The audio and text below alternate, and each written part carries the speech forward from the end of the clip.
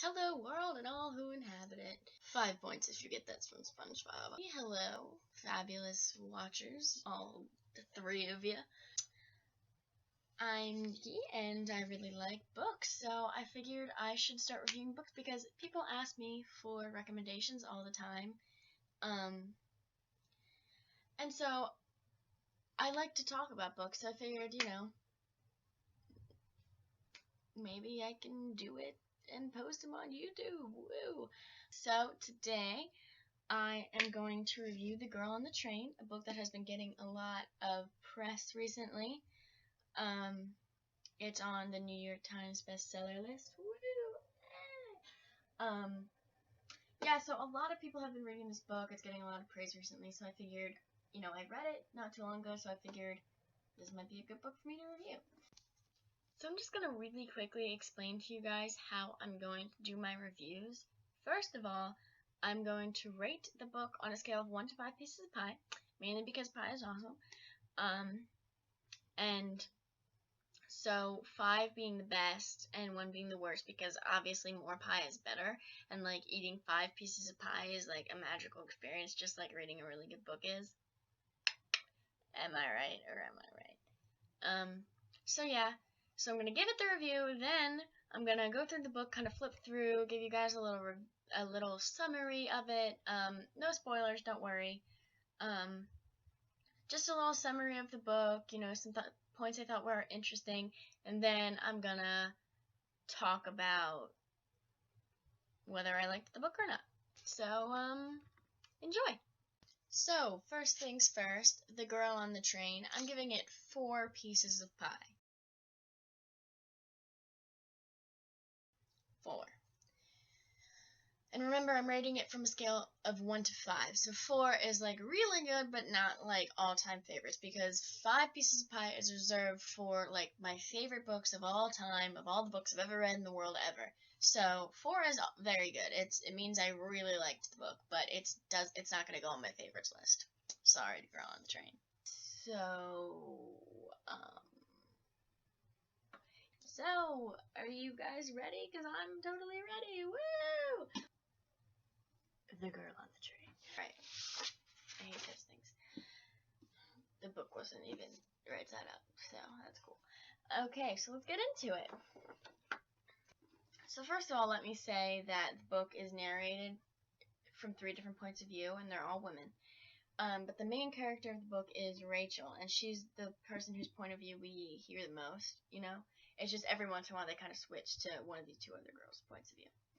So, first of all, we start off with Rachel, and get this, she's a girl, and she's on the train. Whoa! Sorry, spoiler alert, she rides the train.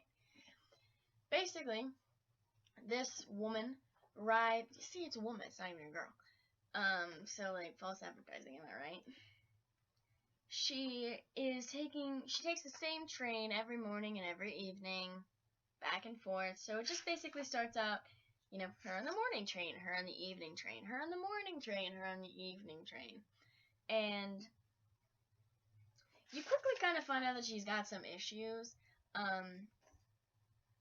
She is an alcoholic. You alcoholic, you. She drinks, so, she's drinking on the morning train, she's drinking on the evening train.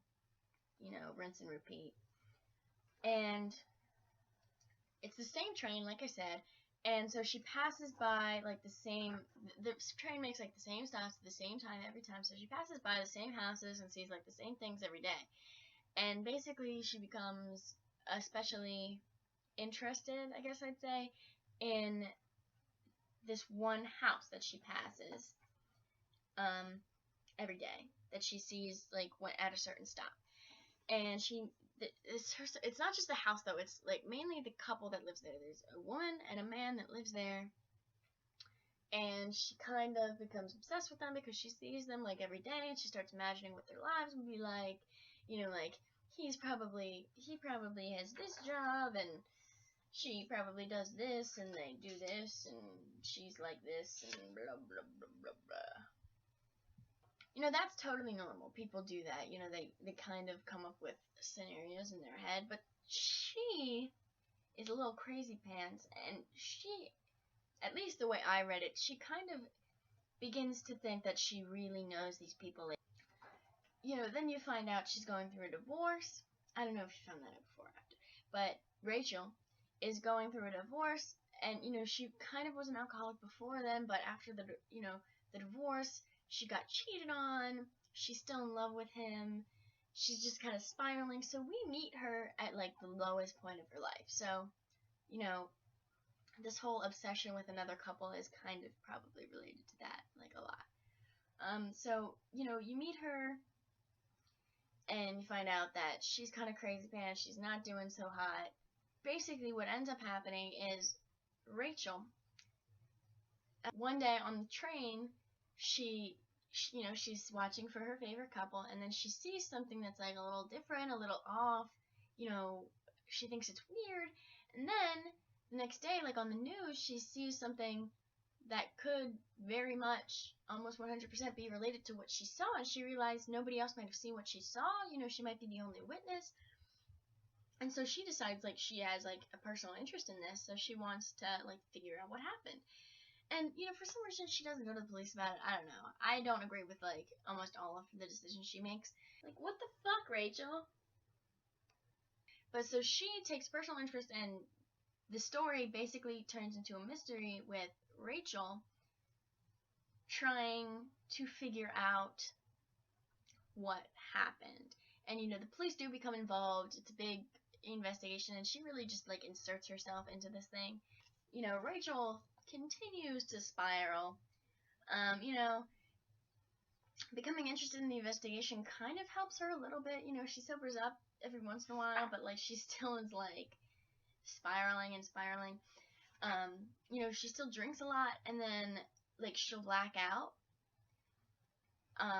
And so it actually leaves gaps in the story where we don't know what happened, she doesn't know what happened, and so you know that's kind of interesting.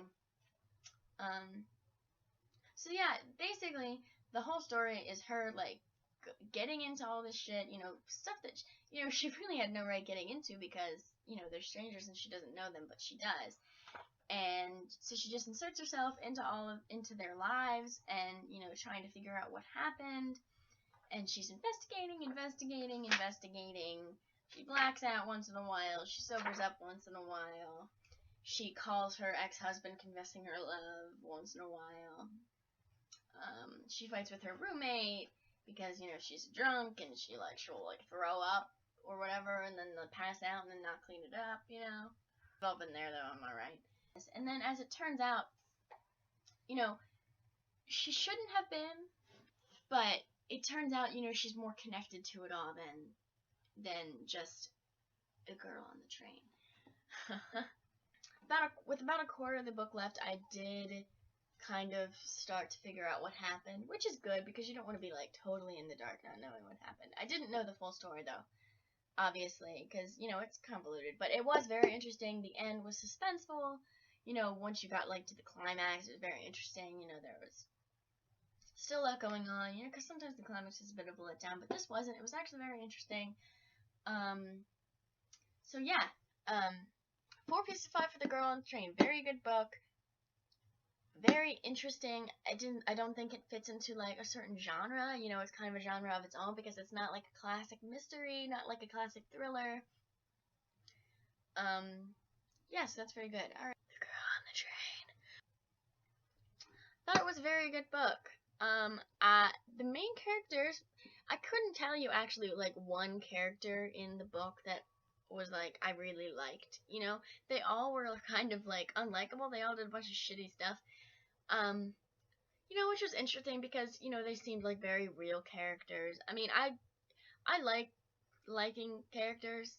I like liking, cause like, you know, liking, like is like, you know. You know, why would I want to read about someone I don't like? But you actually kind of do because as you read, you find out that you know, I don't like them, but I can kind of relate to them, or I can kind of sympathize with them, or something, you know, and it's interesting, and it's thought-provoking. I like that. I mean, because I dabble in writing sometimes, and I have trouble writing about someone I don't like, you know, like, how do you craft a character that's, like, unlikable, but then somehow, you know, you're just making them real, and I think that's interesting. And that's probably a lot of why people relate The Girl on the Train to Gone Girl, because it had, the unlikable characters, which is a very interesting thing. I think other people also like that, which is why these books are popular, because they're real characters that you're reading about. They seem like real people.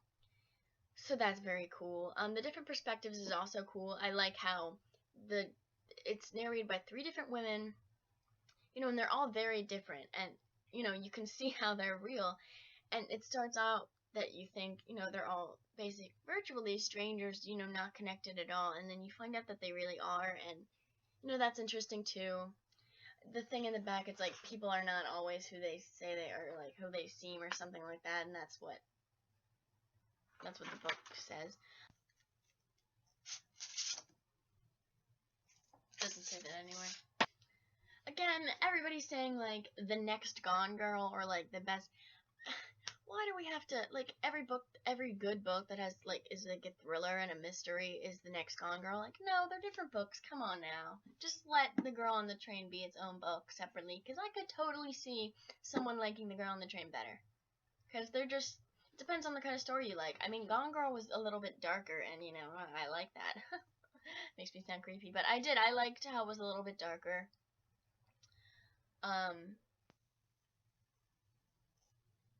Is this what I do when I'm thinking?